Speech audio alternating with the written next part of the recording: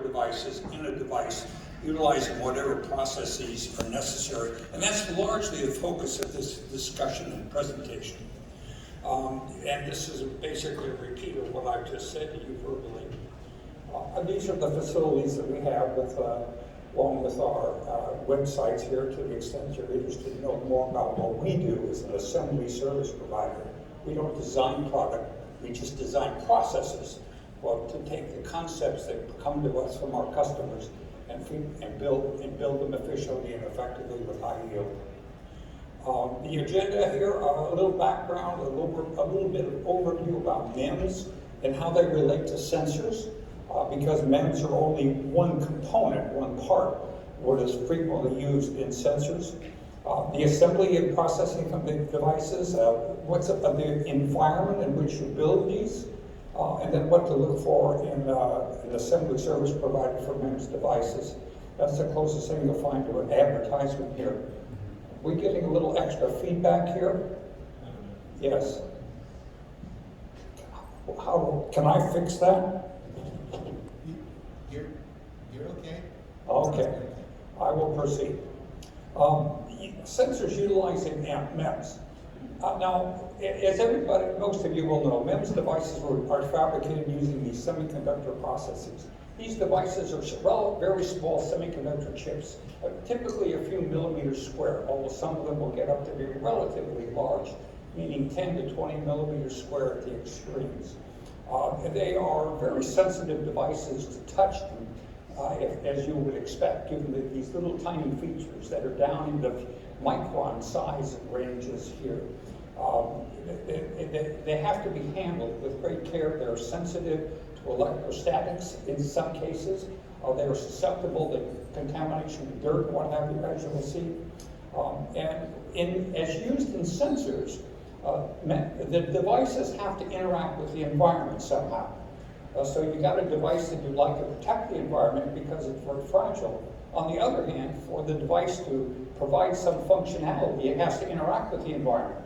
And it somehow or another has to communicate what it is sensed, if it's a sensor, to the outside world. So you've got this little bit of a conundrum here, is how do I protect it on the one hand and communicate with it on the other? This is some typical MEMS devices. This is a little bit of a concentration on the mechanical things with little gears and what have you here. And you'll notice the upper left device there. It's a complicated series of little levers that multiply distance by a series of levers. You'll notice on the far right here, the typical bug that often shows up in MEMS devices. Although that little critter is a little bit bigger than most. That's a dust mite. That's on the order of about 10 microns in his real size. And you'll notice that a lot of these devices have got moving parts in them, like the gears. When the device comes out of the MEMS foundry, the gears are literally ready to roll. And by a whole series of clever processes, they manage to separate those two layers of gears here. So the point of that is, when you're conceiving of a device that can be a MEMS device, some very complicated things that are now possible with the level of sophistication that has been developed by the fabricators of these devices. Classes of the MEMS devices, there's a lot of different types. The moving mirror, TI has made a fortune over the years with gimbal memory device, gimbal mirrors, microphones and Apple phones, gyroscopes, timing devices. Here, SiTime is famous for building a MEMS device of that sort. We see a lot of fluid control and characterization devices in the medical space and biotech space that we do a lot of assembly work in. The MEMS devices also, especially is implanting the devices in the body here, and that has its own series of characteristics. There's a variety of phenomena that can be measured with these devices. Then there's a whole series of ways you can protect them from the environment of the body, because the body is a relatively hostile environment. The temperatures are constant, but the chemistries of the body over time especially are relatively aggressive on the one hand, but even more worrisome is that the body is very sensitive to contaminants and what have you, and there's a lot of materials that cause bad things to happen in the body if they're implanted, particularly for a lengthy period of time. Even things that fluids flow over, like these drips that you see in the hospital where there's a bottle with a tube going to a person's arm. The sensors in those tubes that control and monitor the flow, for example, have to be qualified lest the materials in those sensors contaminate the fluid and do something bad to the person that is being treated with the fluid. Communicating with the MEMS sensors, as I talked about before, there's a series of issues associated with that. The first one is, how do you electrically connect to these? Wire bonding is still a very commonly used method to communicate. There's occasionally flip chip, but not too much of that done. Light is often used to sense what the device is doing here, to sense motion, sense here. Power is often put in using inductive coupling, and then RF is often used to gather information and to get information out, or in some cases to put information in and control the device. Many of these devices of the MEMS type that are used in medical areas have another gadget that goes with them, something that generates these signals, generates the inductive coupling and what have you. So, and that'll be typically a big thing that you hold in your hand or something of that sort here. But a lot of these MEMS devices now are getting to be quite small. We see a lot of medical devices being built these days that are the size of a grain of rice, that incorporate a lot of, not just the MEMS technologies, but other devices as well. The electrical and mechanical connections, solders are still quite common, of course. Wire bonding, some flip chip. Mechanical assembly is often done utilizing a variety of processes, but many MEMS devices themselves, once they come right out of the fab, the device is pretty well complete at that stage when you get it out. Now it comes out in a wafer, so you still have to process it. And as you handle it through the subsequent stages of after fabrication, you have to keep it clean here. That's probably one of the big issues. And one of the real issues is what class of clean room is needed. And that's a function of each of the MEMS devices here. So now moving on to more down-to-earth issues here, sort of the assembly and processing of MEMS here from the point of view of sensors. Singulation, first they come out as a wafer, 6-inch, 8-inch, more commonly 12-inch these days. How do you get individual devices? Well, semiconductors, the most common method is sawing them. That, of course, means putting water on things. Maybe those little gear trains and things you saw, but really, you really don't want to subject those to water. So then other techniques are techniques to protect the wafer are sometimes used. You can put tape on top of things, saw through the tape, tape the tape off later. There's a process called laser singulation, which is out there, it's viable. It's not real widely available, especially in the small volume merchant market. It's where a lot of MEMS devices are consumed and used, but it's there. There's another process called plasma singulation, which is a very nice process. It's clean. Again, it's not widely used here. But still today, sawing is still the most common, and it has to be done with care to ensure that the devices are not damaged. Once you get the devices sawn into individual die, what do you do with them to get them to the stages of assembly? Traditionally, a lot of assembly is done using tape and reel. For high volume things done offshore and what have you, MEMS devices might well be put into tape and reel. Smaller volumes of the kinds of environments that we see are typically put in waffle pack, where there's a little bit of an issue because devices can lateral around in a waffle pack and get damaged. Gel pack is an alternative. It's a little more expensive, but it's a very nice process. And they offer a series of different ways of releasing them that are quite attractive. So that's a way to handle them, to get them from the singulation process to the assembly line. Then somewhere along the line, you want to check the quality of these, because MEMS devices are no different than other components. Before you put them in an assembly and add value, you want to make sure they're good. In MEMS devices, the most common way of inspecting them is simply visually, sometimes with automatic optical inspection technologies. Sometimes you can check them electrically, but not always.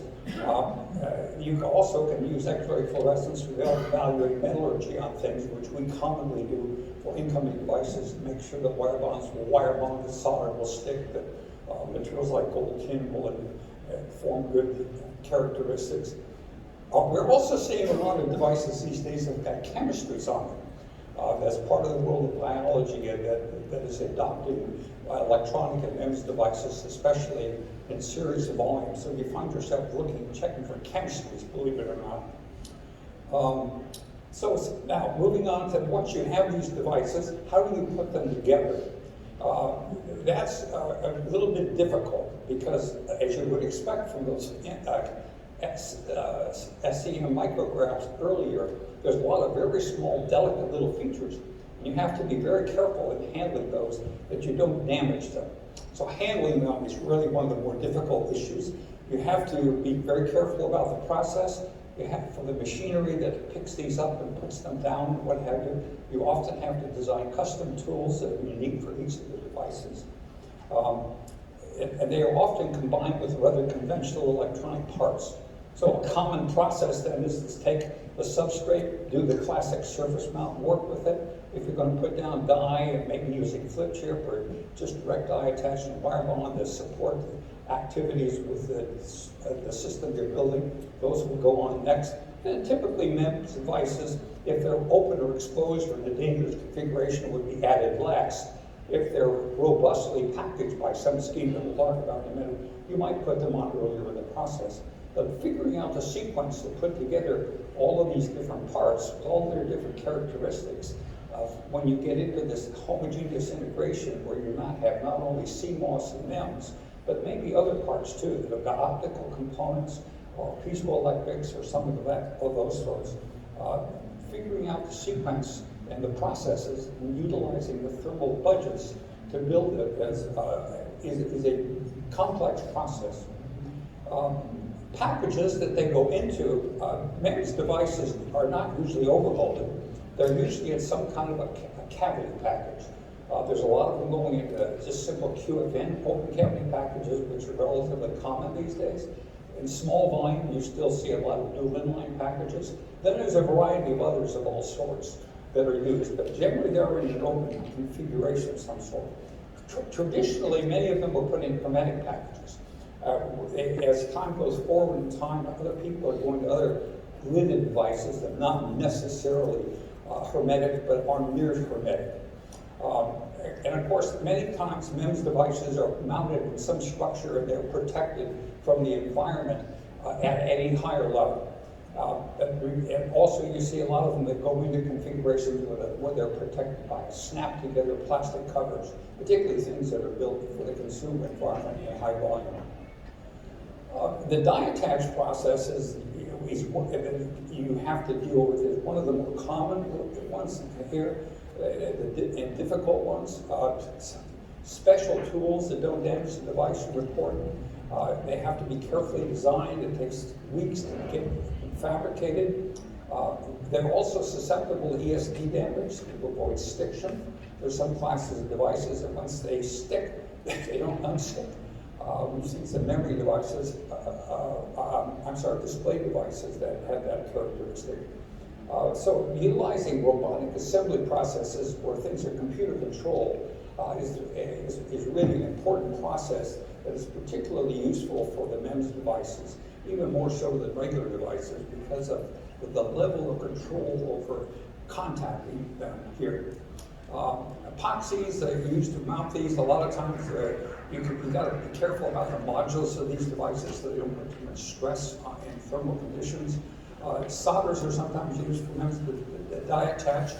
Generally, they will tolerate pretty high temperatures, so you can talk about using silicon germanium, silicon gold tin, those kinds of systems as well for these devices for attach. But those are relatively high temperature processes and would have to be done typically early in the assembly process. So now, where did these things get assembled? The environment. This really means the air quality and what have you. The characteristics of them is that humidity can be important. So like a lot of semiconductor devices, they require control of humidity, not because of so much of ESD sparks burning things out, but because of ESD causing stiction, where these little moving parts get stuck to one another and they will not come apart due to van der Waals forces. The other characteristic is particles in the environment here. And here's a chart of particles of standard sizes. The two left columns here Class 100, Class 1000, those are the classic terms used in the industry for describing the level of cleanliness, with a smaller number being better. The second column number, 1, 2, 3, 4, 5, 6 through 9, is the more modern terminology that's been used here and was expanded, as you can see by the numbers, to include smaller and smaller particles and greater levels of cleanliness. Many MEMS devices are susceptible to a 5-micron particle. So that implies that you really want to do these things that come something like at least a class 1000 or 10,000 here. And if you've got any kind of devices at all, you're going to be forced into those kinds of classes of clean room. We do a lot of our assembly of these devices in class 1000, class clean rooms, although we do have class 100s as well. Let's see, then, as a company that is searching for and looking to develop a supplier chain to build devices incorporating MEMS, once you've selected a fabricator of your MEMS devices, then you need somebody to assemble the devices. And that's what I'm calling an assembly service provider. And it's basically the business that we are in. And who you start with is key. As you work with a supplier, you'll find yourself going down a path which is compatible with their capabilities and their skills, and particularly their tool set. And you've got to be a little careful getting who you work with to make sure that in the long run you can scale, and that they will be able to handle whatever volumes you ultimately might want and need, because you'll find it difficult, not impossible, but difficult to change. And you make sure that people have got the credentials that you're interested in. And medical people always want to see 1345 registration. They want to see, and even non-medical people want to see a validation procedure to show that you can build the product repeatably with high yield. Operators ought to be well trained. Many devices these days require close traceability on parts, tools, operators, and what have you. So ensure that the people that you select have got the required capabilities that are important and that they can support you in the long run. And with that, I will stop. And I think we have a little time for a few questions.